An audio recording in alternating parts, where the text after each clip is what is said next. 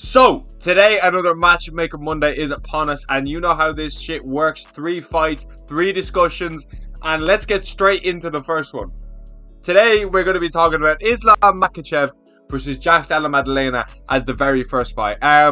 Listen, I kind of went on like a Tuporia Matchmaker Monday last week. I think that was fair enough as well, to be honest with you. And the thing is, it's no real like massive fights at the moment.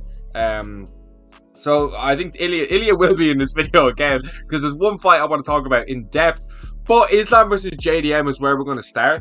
But I made a video on like 319 and like stuff like that. The pay-per-views are shit coming up, and you know this one right here, JDM versus Islam, could be the next big one in Abu Dhabi. I think it's like it could be 320 if I'm honest. I don't really know what it is. I think it's 320. Which is insane to think UFC 100 is nearly, 20 events ago, which is just, it's fucking mind-blowing to see, But JDM versus Makhachev, I've kind of seen this being talked about a good bit. A lot of people are saying Makhachev is struggling to, gain size and stuff like that. I've just noticed I have quite a large neck, which is actually kind of funny. I've thought that for a while, but I've just noticed it there, how fucking big my neck is. But anyway, Makhachev is struggling to put on weight. Now, a lot of people are kind of like, oh, well, he's kind of a weight bully, he doesn't really need to put on that much weight.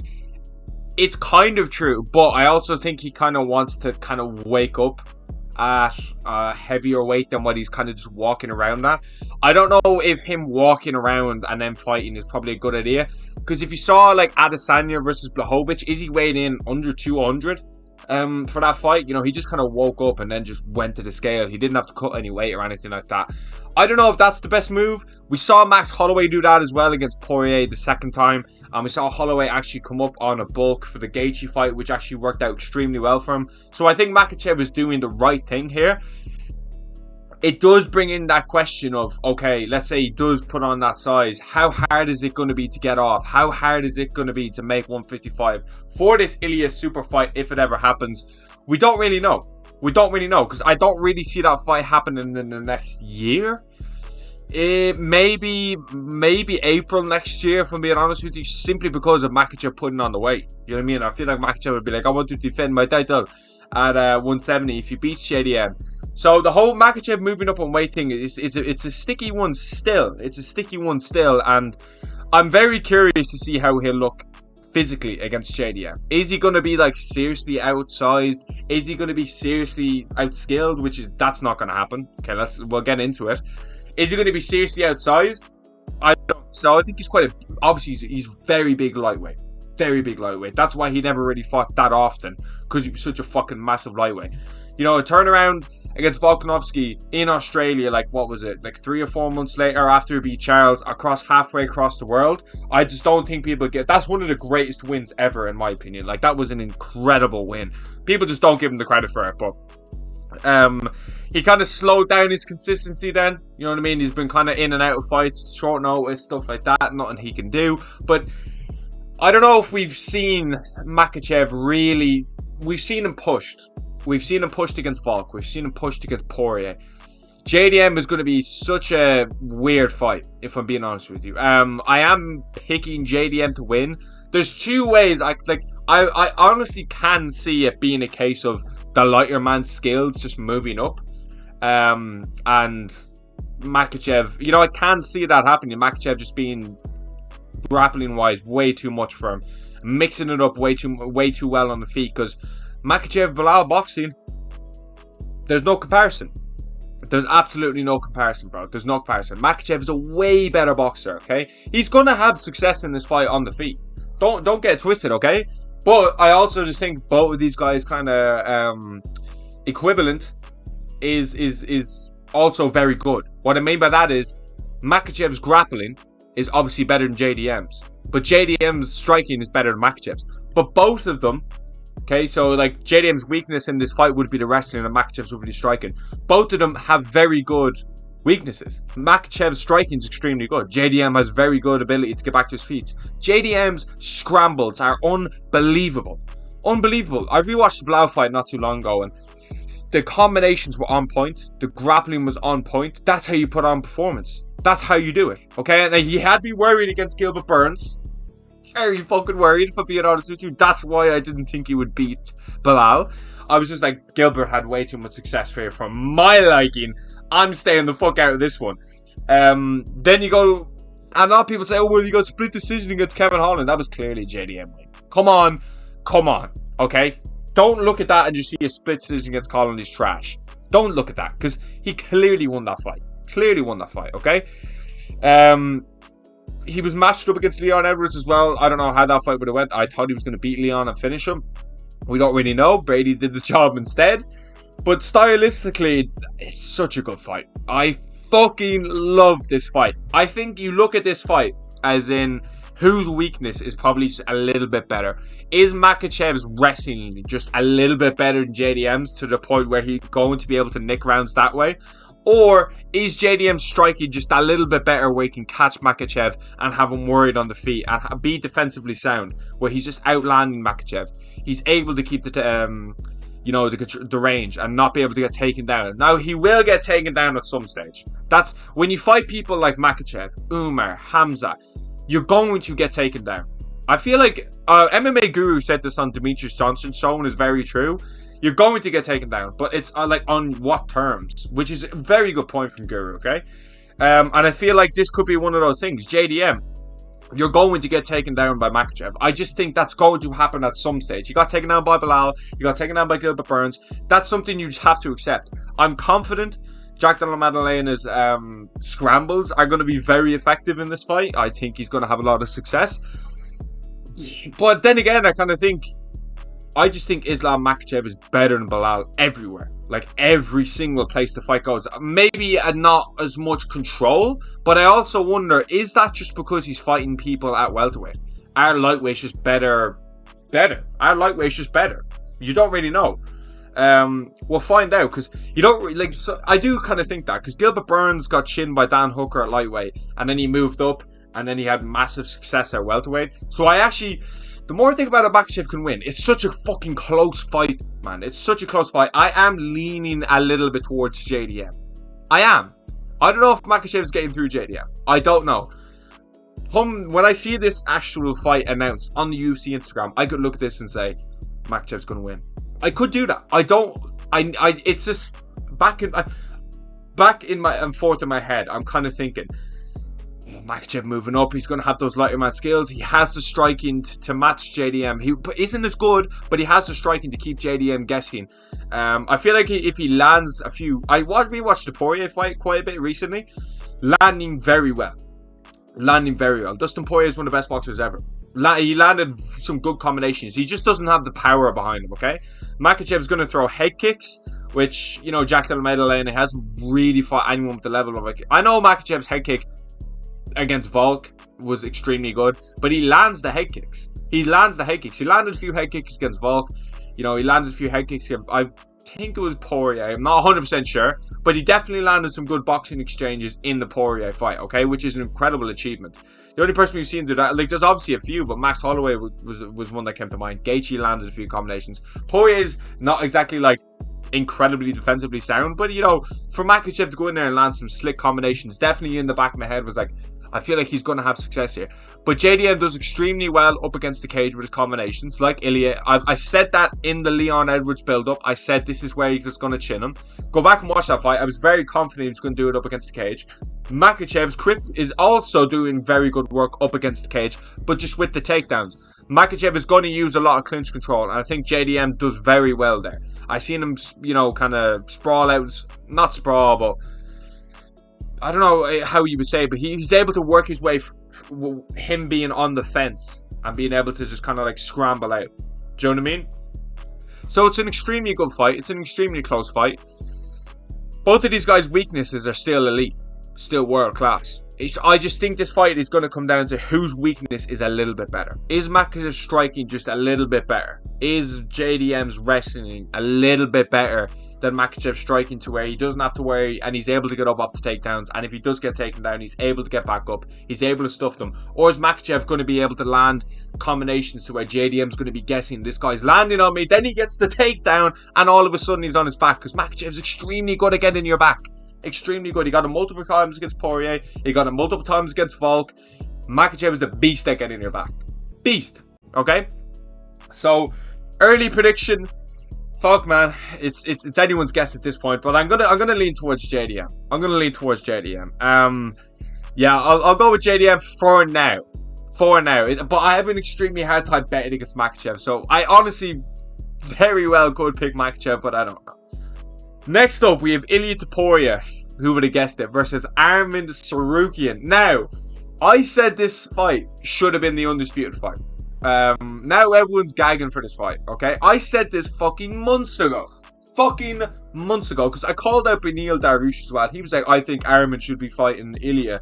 I was like, I said that way before your ass. Way before, and everyone was like, oh yeah, this guy's actually a matchmaker over here. I was like, fuck you, man. I said this shit, but yeah, it's not, I don't know if this is going to be next. That's the thing.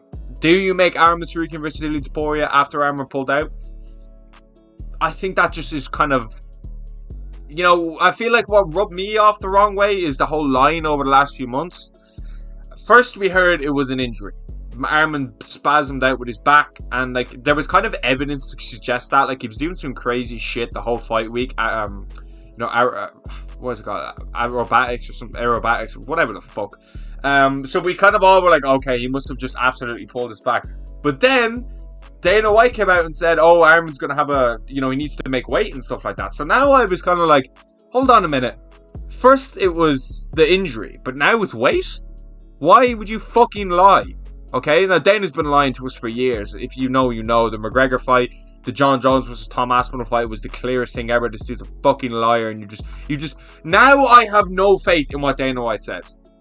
Unless it's to do with boxing at this point, okay? I have no faith what Dana White says. If he says this fight's gonna happen or that fight's gonna happen, I don't fucking believe him. Because he said, relax, we'll announce that fight soon. And then, you know, John Jones retired like 2 weeks later. So do you know what I'm saying? So you can only listen to Dana White's fucking me. It's so much bullshit that comes out of his mouth. And remember, Demetrius Johnson said like, all they do is fucking lie. So who knows? He knows way fucking more than me anyway. I know that much. But Ilia versus Arman. Will it happen next? Probably not. Should it happen next? Absolutely. Arman Tsarukyan made the weight. You gave Colby Covington a title shot for making weight against Leon Edwards versus Kamaru Usman, the trilogy. But you don't give Arman Tsarukyan, who beat the person in the main event for the vacant belt, making weight. You don't give him the title shot.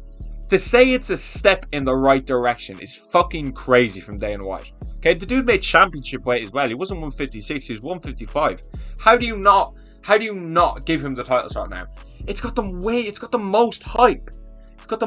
Charles Oliveira should never have been fucking in there, okay? And I fucking said this for months, so no one can come at me with this, oh, you're just saying this now. You know what I mean? Because you know, he got flatlined. No. Oh, no. I said it from the fucking start. Arman Tsarukyan should have been the one that main event. Go back and watch. I'm not going to get into it, but he should have. Does Ilia Topuria beat Arman Tsarukyan? Yes. Ilia Topuria probably will beat Arman Tsarukyan. Now, it is out of the remaining lightweights now, okay? We can take Makhachev out of the picture. The belt's gone. You know, Ilia has the belt. He's moved up. We know Makhachev is no longer lightweight. For now. Probably, maybe will never make 155 again. We'll see what happens. But for now, Islam Makhachev is no longer lightweight. That makes Arman Tsarukyan the number one contender. That makes Arman Tsarukyan Ilia Topuria's hardest fight. Not Paddy Pimblett, not Justin Gaethje.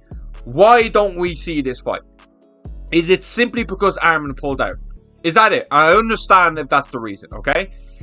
So he got offered like Mateus Gamrot in Abu Dhabi. Like, oh, what card was that for? It could have been for the Whittaker versus De Ridder card. But he got offered Mateus Gamrot at the rematch, which is insulting considering he lost to Dan Hooker. Okay, they didn't even give him Dan Hooker. You know, Justin Gaethje's there. Paddy Pimblett is there. They're all there. But I'd rather see Pimblett versus Gaethje. Dricka said Gaethje versus Pimblett co-main event, which was just another fucking lie. And now Dan Hooker's in kind of no man's land where everyone's saying Gaethje, Pimblett and Arman, but Dan Hooker's not there. If you throw Dan Hooker's name in the mix, you come up with a fatal four-way. Let them all fight each other, and then let the winner fight the Ilia. You know, whoever comes out on top. Gaethje versus Hooker was booked.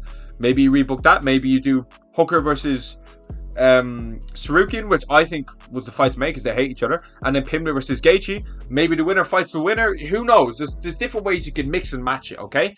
But Dan Hooker seems to be the odd man out here. And I'm not necessarily mad at Dan Hooker being the odd man out simply because he did not beat Mateus Gamrot. That was clearly a Mateus Gamrot win. So I'm not 100% like, oh, you know, justice for Dan Hooker. I don't really care.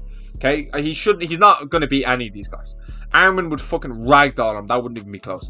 Arman Tsarukyan is Ilia Toporia's hardest fight in the division simply because he is extremely good wrestling. Followed by okay striking, Ilia is way better on the feet. And I feel like Ilia will catch him on the feet, if I'm being honest with you. Charles Oliveira was able to land. The people are able to land on Arman Tsarukyan, okay? He has kind of like a weird style where he goes like that. He's like that. That's not going to flow. That's not going to flow at fucking all. Your fucking chin is wide open here. Ilia's going to come over and pow you in the fucking face. You better get into the ground quick. Quick. And I feel like this is the perfect fight to see how good Ilia Toporia's grappling is before we sit here and say how good he is against Makhachev. I feel like this is the perfect step. Listen, if you were picking Makhachev to beat Arman, grow up. Grow up. Bro, grow the fuck up. I said it from the start. I was so charged for that fight. I was so charged, man. I was fucking gutted Arman Tsarukyan pulled out because the UFC needed a massive fight like that. I was so charged for that fight. I remember being on my break in work and I saw one of my friends was like, Arman shit the bus, and I was like, fuck you want about? And then I see it and then I was like, oh, no way, bro, no fucking way. But he did shit the bed. But I also kind of think you make him make weight, you just kind of forget about it. You just forget about it. Okay, fair enough, he didn't ruin the event because Umar versus Merab was a great fight, and the Jamal Hill Yuri was a great fight. And Makhachev did get some respect from the real fans who understood how good of a submission that was. First exchange he gets from Renato Moicano was pretty impressive. As in, like, extremely impressive. Like, ridiculous. No one's doing that. Yes, he lost to Beneil Dariush. Yes, he's able to get taken down. But just to fucking butcher him in the first exchange on the ground with a Darce choke is insane. It's insane. Makhachev's Darce choke's fucking insane, but that was the perfect fight for me. And I think this is the perfect fight where I can sit here and say, if Arman has success with the grappling and we see Ilia fail a little bit, okay, we'll see Ilia fail a little bit maybe in the fourth, and maybe the zap isn't really there, maybe Arman secures the fourth and the fifth but loses like a 48-47, then you will see the narrative change back to Makhachev. You'll say, oh, well, this dude's got on the feet, he beat Arman before. Incredibly close scrambles, and if you look at the scrambles in Arman Tsarukyan versus Mateus Gamrot, you will see how high level Arman is. You will see how good his cardio is. He was able to hold Charles Oliveira down for like pretty much most of the fight. He even threw like a fucking axe kick, which is crazy. I've never seen that since. The flexibility on this dude is insane. Like, he's absolutely yoked. And I love it. Listen, I've said this before. I thought Arman Tsarukyan was a fucking gee bag. An absolute gee bag. I thought he was a fucking gee bag. Remember, and then he was like going mad at like on the walkout to 300. Then he fucking swung for a fan. I was like, that's another fan. I was like, oh yeah. And then he was in there and beats Charles. Oh, I thought Charles was gonna spin his fucking jaw in there. I can't even lie, but Arman Tsarukyan's is the stylistically toughest fight for Ilia. We're gonna see how good Ilia's grappling is against a bigger opponent. Charles, really, you cannot say Charles is kind of like that opponent for Ilia because Arman beat me a year ago. Okay, this is the fucking best lightweight on the planet apart from Ilia, is Arman Tsarukyan. If Topuria had stayed down to featherweight, and if Makhachev had moved up to welterweight, leaving the belt behind, you, me, and everyone would be saying Arman Tsarukyan is the best lightweight on the planet. Fact. It's a fact. You wouldn't be saying Paddy Pimblett. You wouldn't be saying Justin Gaethje. And you couldn't play the Charles argument because Arman beat him a year ago. That is a fact. Okay? So this is the best style fight. This is the one we're going to figure out the most. And this is Ilia's toughest fight. Ilia Topuria absolutely deserves the hype he is getting. But I still want to see some stuff. I feel like this is quite similar to the Tom Aspinall situation, okay? Running through people. But we still have questions. I still have questions. How's Ilia's gas tank later on? Now, he did go 5 rounds with Josh Emmett, but he was just like, he was beating the living fuck out of Josh Emmett. 50-43, I think. Josh Emmett doesn't necessarily create a massively high pace, and he's quite predictable. He's very predictable. He's got like a massive overhand, right? Which is like easy to game plan for when you have the IQ of Ilya. Do you know what I mean? That's when I realized how good Ilya was with these combinations. Are just fucking insane. And like I've said before, go back to the very start of this channel and look at one of the first few videos that will tell you everything you need to know. But still, I want to see this fight. I want to see this fight bad. This fight has that like big fight feeling. Do you know what I mean? And like, there's not many fights in the UFC now to have it. And I think whatever fight Ilya is going to be a part of will have that big, as long as it's not Justin Gaethje. But Paddy Pimblett brings like its own level of hype. But I feel like if you're a hardcore fan, which I would classify myself as, I think that's fair. I know a load of people are gonna. I get loads of casual comments. I don't give a fuck. But hardcore fans understand that this is the hardest fight for Ilya, and it answers the most questions, in my opinion. I think the Poirier is miles ahead in the striking. I don't really rate Arman striking too highly. Coolly knocked out Beneil Dariush. Whoop-de-fucking-do. But apart from that, we haven't really seen Arman, you know, with incredible striking. And I think Ilya is going to be able to land on him. But Arman could get him down, and if he wears him down, I want to see Ilya in the 4th and 5th. I want to see him against a high-level opponent like Arman, who's going to match the gas tank and is going to be wrestling heavy. Do you know what I mean? I still have these... To bring it back to what I'm saying, the kind of Tom Aspinall situation. So I have questions about Tom Aspinall as regards, like, how is he off his back? How is he when he's kind of gassed out? You know, those kind of things. I want to see the same thing about Ilya, if I'm being honest. I want to see how Ilya does later on. I want to see Ilya in the later rounds. I want to see these kind of stuff. But we can only find that they're so good that they don't let us find out. Do you know what I mean? These men are doing their thing and they're fucking amazing for the sport. Ilya is amazing for the sport. Fucking amazing. I love Ilya. I love Poirier. Okay? I fucking love him. He has absolutely shattered my heart, bro, twice. I wasn't that upset with Charles because I wanted Ilya to win. Obviously, it's not nice seeing Charles get knocked out because he's a G. But knocking out Holloway, man, I can't watch the fight. I just can't watch it. I can't bring myself to watch it. It's just so sad. Chin Volk as well. Why, bro? Why? Why did you just decision them? Why you gotta do that? But yeah, I usually do 3 fights on a Matchmaker Monday, but I feel like these are 2 good fights to talk about, so I'm going to leave it there for today. But like, subscribe. I would be picking Ilya Poirier to be a 2nd round TKO over Sarman. Like, subscribe, all that good shit, and thanks for